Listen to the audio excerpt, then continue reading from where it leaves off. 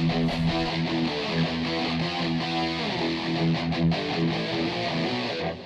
guys, Ronin Reaper here. So I'm outside the cinema. Yep, it is that time of the week again, and boy, this is what I'm really excited for. About to head into the cinema to see Gareth Edwards, the creator.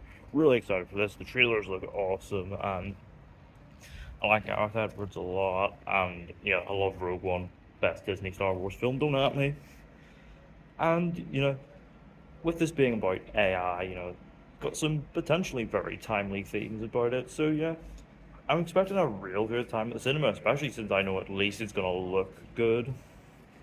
So yeah, gonna head in, get my snacks, get my seat, and go see the creator.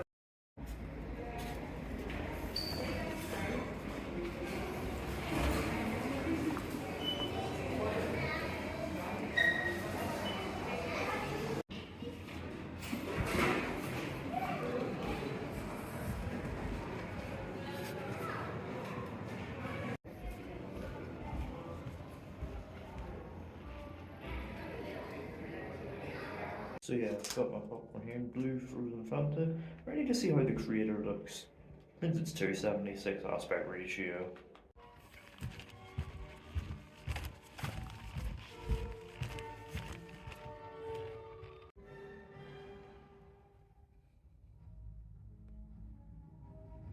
So yeah, the creator. I was super hyped for this because as soon as I saw the trailer, I knew I had to see this on the big screen. It looked like incredibly entertaining and big scale sci-fi stuff. And also, it's coming to us from director Gareth Edwards, who I rather like. I really, really enjoyed Rogue One, and even the 2014 Godzilla film, I think, is really underrated. So he has a solid track record, and I'll be always looking forward to seeing what he does next. And of course, the most interesting proposition about this is the fact that it's an original sci-fi, because in the current blockbuster landscape, it's mostly dominated by comic book movies and pre-existing franchises. So it's nice to see something with a sizable budget that isn't actually connected to anything from the past. But is it actually a good film? Let's find out. So the film is set in the years after a nuclear warhead was detonated over Los Angeles by AI. In retaliation, the US went to war with the continent of New Asia, specifically for the fact that they are harboring and freely developing this technology. In the midst of the war, we follow Joshua Taylor, a soldier in the US Army, still reeling from the death of his wife Maya in an attack on their home, who is attacked with locating an AI weapon and killing its creator, Nirmata. Joshua finds the weapon and discovers that, in fact, it is a young child. So Joshua decides to go rogue against the US, protect the child, and potentially bring an end to the war. So, yeah, with this being about AI, there's some pretty timely themes you can tap into here. And, a big budget original sci-fi is a, perfectly fine vehicle to do that. You can, do tons of interesting things with it. And you know what? I very much enjoyed the creator. Like, obviously doesn't go fully deep into the things it is exploring, but god damn it, this was a consistently very compelling, very entertaining, and exciting film. For one, visually, this is on another level. Like, Gareth Edwards, of course, got his start doing visual effects, and in fact, on his debut film Monsters, he did the visual effects himself. So, of course, that experience definitely translates to, making films that look good. Like, of course, the visual effects are stunning, absolutely stellar stuff. Blend of what appears to be practical effects with, obviously plenty of CGI. Like, it looks great. And the cinematography here is just absolutely stunning. Capturing the gorgeous Asian landscapes, as well as some gritty cyberpunk streetscapes for Los Angeles, and it is a feast for the eyes. The cinematography was essentially a collaborative process because Greg Fraser started, but had to leave to do Dune Part Two. But his replacement Oren Soffer does wonderful with this. We've got a potential rising talent in regards to cinematographers. Like every frame of this film is a painting. It's so stunning to look at, and of course, all of this is complemented by, yes, another strong score from Hans Zimmer. Obviously, it's not his finest work ever, but it's really good stuff. Works really well with the film, and does implement some real fun, unique sounds to it. Although I am very much looking forward to seeing what he's cooking with Dune Part Two. When that actually finally releases. And of course, all this comes together with some real fun action set pieces. There's a real fun one early on where we establish Joshua's backstory, and there's even some real fun ones later on in the film, such as an attack on an AI base in New Asia.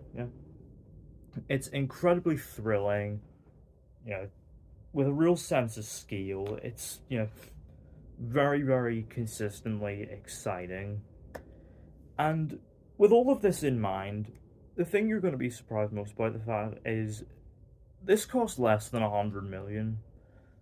Like seriously, this cost 80 million and looks infinitely better than many $200 million films that have come out recently. Like, I'm not kidding when I say that. Like, Disney have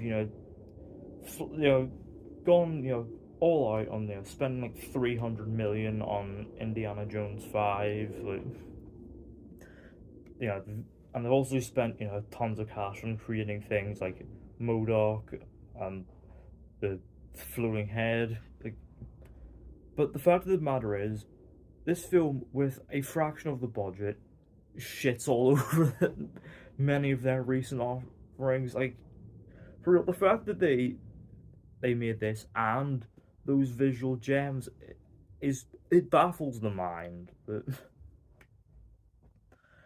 And obviously, beneath that, it's fairly surface level in comparison in regards to like story and character. Like, yes, the characters are likable and entertaining, and there are good performances here. Like, I did very much enjoy John David Washington's very charismatic central performance, though he's obviously not quite the screen presence of his dad, but maybe with time he'll get to that level.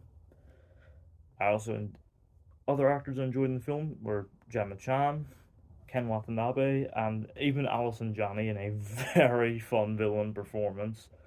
But the scene stealer, far and away, is the young actor that played the little girl, Alfie. Wow, yeah, she steals like every scene she is in. She's and her dynamic with John David Washington is incredibly endearing and just full of genuine charm. It's lovely stuff. But I think the performances do a good job of doing the heavy lifting here because character wise it's pretty paper thin, and they're obviously these characters exist in a story which obviously borrows tons of established sci-fi tropes, hits some pretty familiar beats, but I think with timely messaging and the sort of execution of its world building and set pieces as well as the visuals, it is consistently very exciting, engaging, and very entertaining to watch, but it never quite hits like the emotional highs it kind of wants it to until the final act. Holy hell, like the final act I think will definitely be divisive. Some will really like it and some will just think it's very conventional direction, but For me, it worked really well, and I think this is where the film's sort of emotional core really clicks into place. Like obviously, it's very fun and exciting. One big final set piece to round the story off, and again, the visuals, are yeah, are cooking throughout.